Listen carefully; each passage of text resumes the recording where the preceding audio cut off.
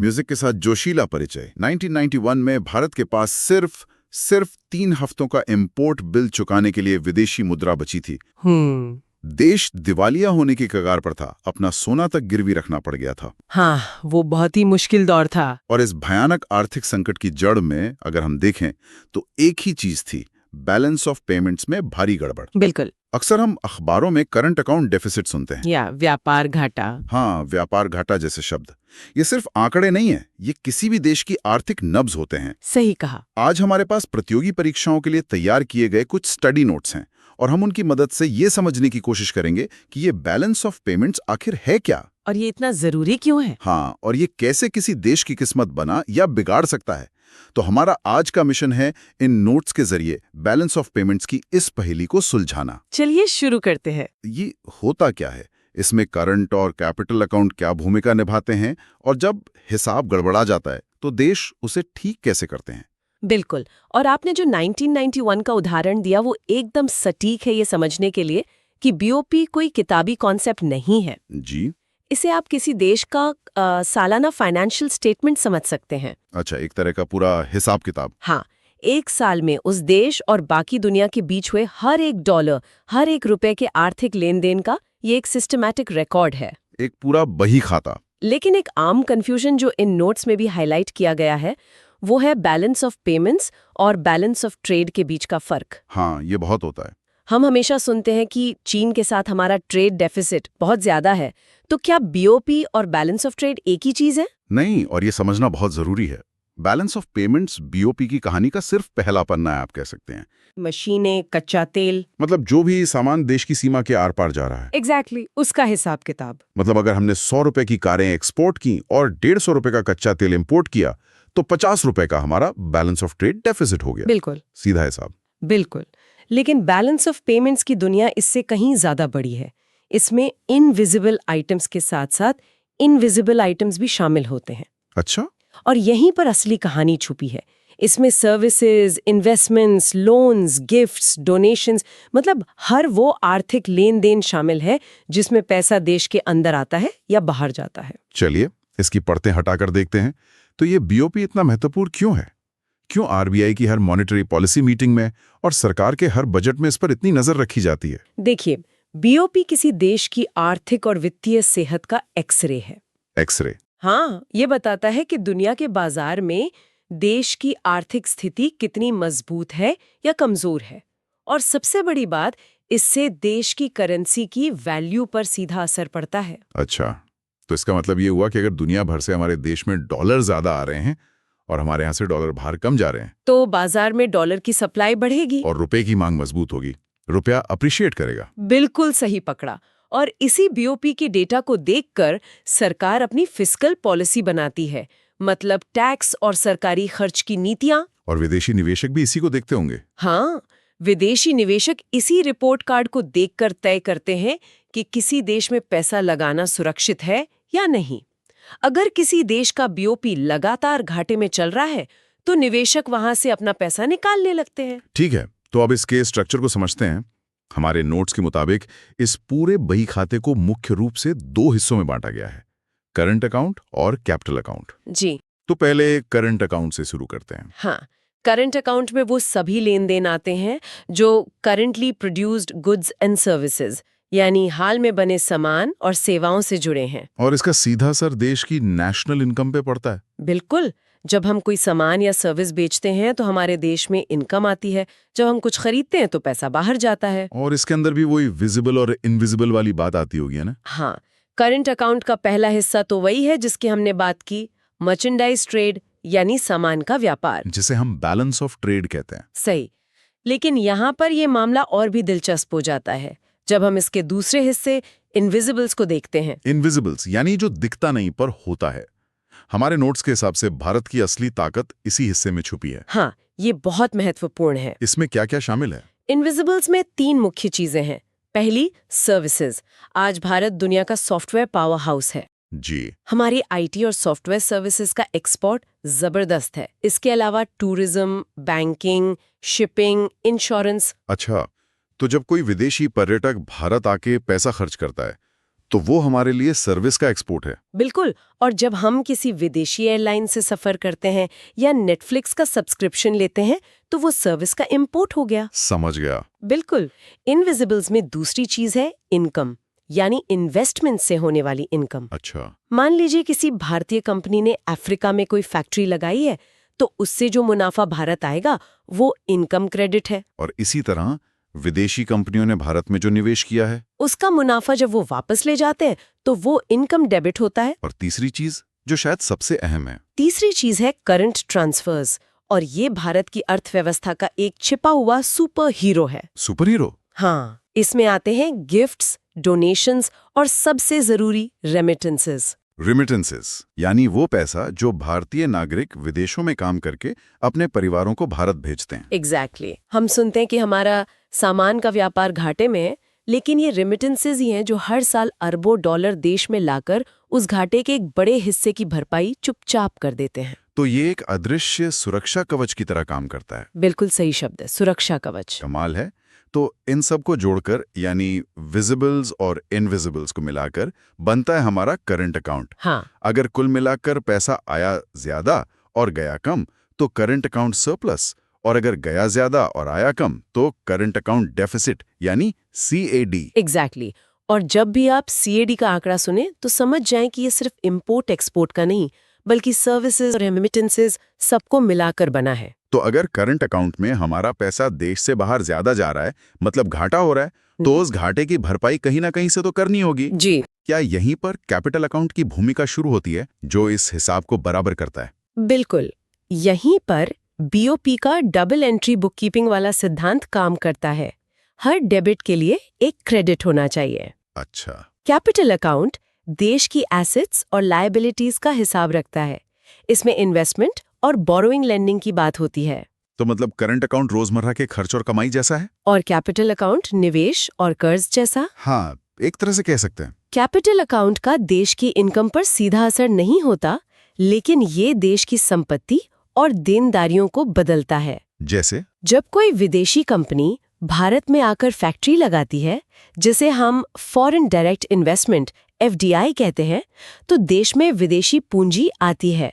ये capital account में एक क्रेडिट एंट्री है। और जब कोई भारतीय कंपनी जैसे टाटा विदेश में जैगुआर लैंड रोवर को खरीदती है, तो पूंजी देश से बाहर जाती है, वो एक डेबिट एंट्री होगी।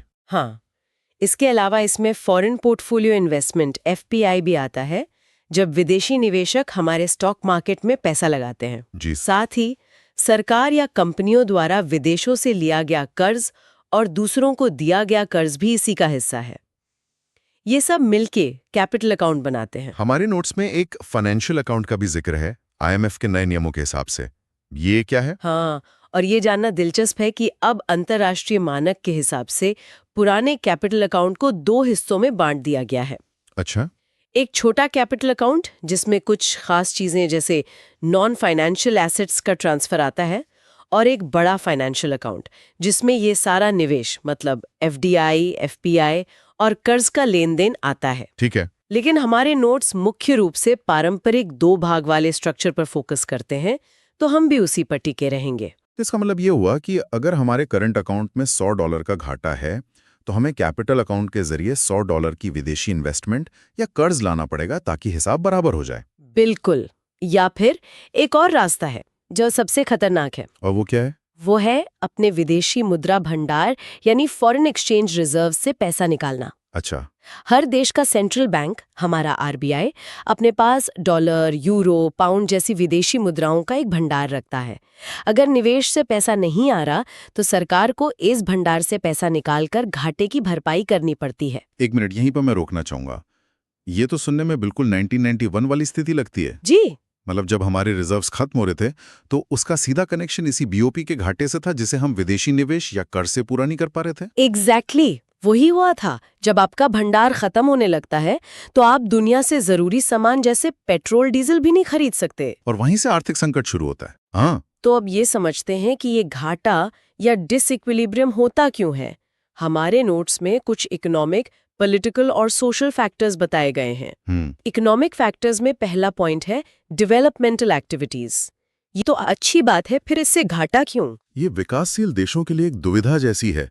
जब कोई देश तेजी से तरक्की कर रहा होता है तो उसे सड़कें, बंदरगाह, फैक्ट्रियां बनाने के लिए बहुत सारी मशीनें, टेक्नोलॉजी, कैपिटल गुड्स। हाँ, कैपिटल गुड्स इंपोर्ट करने पड़ते हैं। इससे इंपोर्ट का बिल बढ़ जाता है और बीओपी पर दबाव आता है, भले ही ये देश के भविष्य के लिए अच्छा हो। और महंगाई का भी इसमें बड़ा रोल होता है।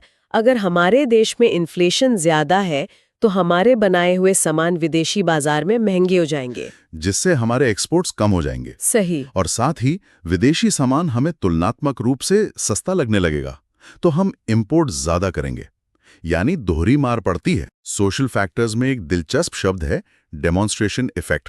इसका क्या मतलब है? इसका मतलब है विकसित देशों के लाइफस्टाइल और कंजम्पशन पैटर्न की नकल करना। अच्छा। जब हम विदेशी फिल्मों में या इंटरनेट पर एक खास तरह का लाइफस्टाइल देखते हैं तो विदेशी ब्रांड्स, फोन, गाड़ियों की मांग हमारे देश में भी बढ़ती है। और इससे गैर जरूरी इंपोर्ट्स बढ़ते हैं। हाँ, और बीओपी पर दबाव पड़ता है। और पॉलिटिकल फैक्टर्स जैसे राजनीतिक अस्थिरता, इसका क्या असर होता है? अगर हम इसे बड़ी तस्वीर में देखें तो पॉलिटिकल इंस्टेबिलिटी निवेशकों के लिए सबसे बड़ा रेड फ्लैग है।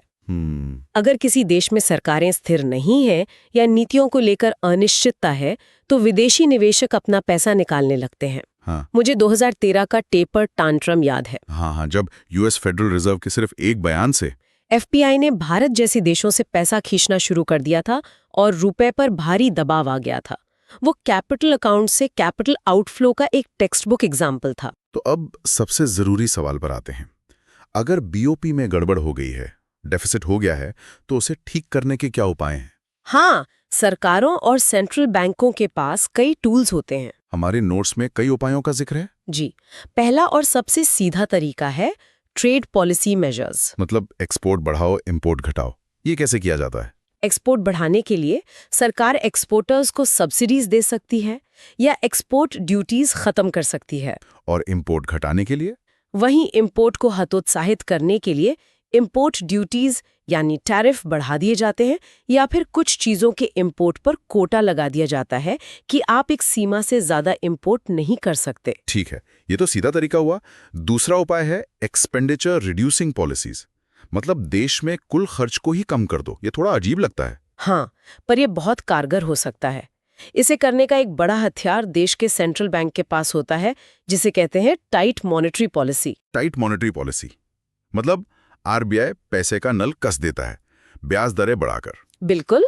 आरबीआई जब ब्याज दरें बढ़ाता है तो home loan, car loan, business loan सब महंगे हो जाते हैं। तो लोग और कंपनियां कम कर्ज लेते हैं, कम खर्च करते हैं। हाँ, और जब देश में ओवरऑल डिमांड कम होती है तो इंपोर्ट्स की मांग भी अपने आप घट जाती है। और जब यही काम सरकार अपने बजट और टैक्स के जरिए करती है तो उसे कॉन्ट्रैक्शनरी फिस्कल पॉलिसी कहते हैं। सही। सरकार या तो अपने खर्चे कम कर देती है, जैसे नई योजनाओं को रोक देना, या फिर वो जनता पर टैक्स बढ़ा देती हैं। हाँ, दोनों ही सूरतों में लोगों के हाथ में खर्च करने के लिए कम पैसा बचता है, जिससे डिमांड और इंपोर्ट्स कम होते हैं। हमारे नोट्स इस बात पे जोर देते हैं कि ये उपाय बीओपी को तो ठीक कर सकते हैं, लेकिन इससे देश की इकोनॉमिक ग्रोथ धीमी हो सकती है। ये इसका एक बड़ा साइड इफेक्ट है। आप पूरी अर्थव्यवस्था को ही ठंडा कर रहे हैं। तो फिर और क्या तरीका है? इसीलिए एक तीसरा तरीका भी है जिसे कहते हैं एक्सपेंडिचर स्विचिंग पॉलिसीज। इसका सबसे बड़ा हथियार है डिवैल्यूएशन। डिवैल्यूएशन यानी अपनी करेंसी की कीमत जानबूझकर कम कर देना। जी। मान लीजिए पहले $1 70 का था, सरकार ने तय कर दिया कि अब $1 80 का होगा। हाँ, इससे बीओपी कैसे ठीक होगा? सोचकर देखिए, जो भारतीय एक्सपोर्टर पहले $1 का सामान बेचकर 70 रुपए कमाता था, अब उसे उसी $1 के लिए 80 रुपए मिलेंगे। तो उसका मुनाफा बढ़ गया। हाँ, तो वो ज्यादा एक्सपोर्ट करने के लिए प्रोत्साहित होगा। और दूसरी तरफ जो सामान हम $1 में इंपोर्ट करते थे वो पहले हमें 70 रुपए का पड़ता था, अब 80 रुपए का पड़ेगा, मतलब इंपोर्ट महंगा हो गया। एग्जैक्टली। तो लोग विदेशी सामान कम खरीदेंगे, एक्सपोर्ट सस्ते और इंपोर्ट्स महंगे। इससे बीओपी डेफिसिट को ठीक करने में मदद मिलती है। हालांकि इसका एक खतरा भी है। हमारे नोट्स में ये भी बताया गया है कि डिवैल्यूएशन एक दोधारी तलवार है। वो कैसे? इंपोर्ट महंगा होने से देश में महंगाई बढ़ सकती है, खासकर अगर देश पेट्रोल, डीजल जैसी जरूरी चीजों के लिए इंपोर्ट पर निर्भर है। और चौथा और आखिरी उपाय है एक्सचेंज कंट्रोल। ये तो नाम से ही बहुत सख्त लगता है। ये सबसे सख्त कदम है और आमतौर पर गंभीर संकट में ही उठाया जाता है। इसमें क्या होता है? इसमें सरकार विदेशी मुद्रा के लेन देन पर पूरा कंट्रोल कर लेती है। सभी एक्सपोर्टर्स को अपनी विदेशी कमाई सेंट्रल बैंक को जमा करानी पड़ती है। और फिर सरकार तय करती है कि किसे किस काम के लिए और कितनी विदेशी मुद्रा दी जाएगी। हाँ, ये एक तरह से विदेशी मुद्रा की राशनिंग है। तो आज हमने इन नोट्स के जरिए समझा कि बैलेंस ऑफ पेमेंट्स किसी देश का महज एक फाइनेंशियल हेल्थ रिपोर्ट कार्ड नहीं है, बल्कि उसकी अंतर्राष्ट्रीय आर्थिक शक्ति का पैमाना है। हाँ, ये सिर्फ आयात निर्यात का हिसाब नहीं, बल्कि सर्विसेज, इन्वेस्टमेंट और रेमिटेंसेस की एक पूरी कहानी है। बिल्कुल। और ये कहानी सिर्फ अर्थशास्त्रियों के लिए नहीं है। देश का एक्सचेंज रेट, ब्याज दरें और यहाँ तक कि नौकरियों के अवसर, ये सब बीओपी से जुड़े हैं। ये सब बड़े आर्थिक पहलू बीओपी की सेहत से सीधे तौर पर जुड़े होते हैं।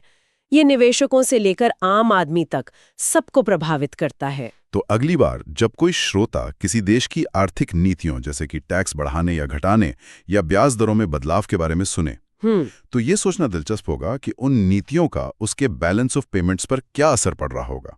क्या वो नीतियां देश में विदेशी पैसा लाने को बढ़ावा दे रही हैं या देश से पैसा बाहर जाने का कारण बन रही हैं? बिल्कुल। और इसका असर अंत में हम सब पर कैसे पड़ेगा, ये एक बहुत ही महत्वपूर्ण सवाल है।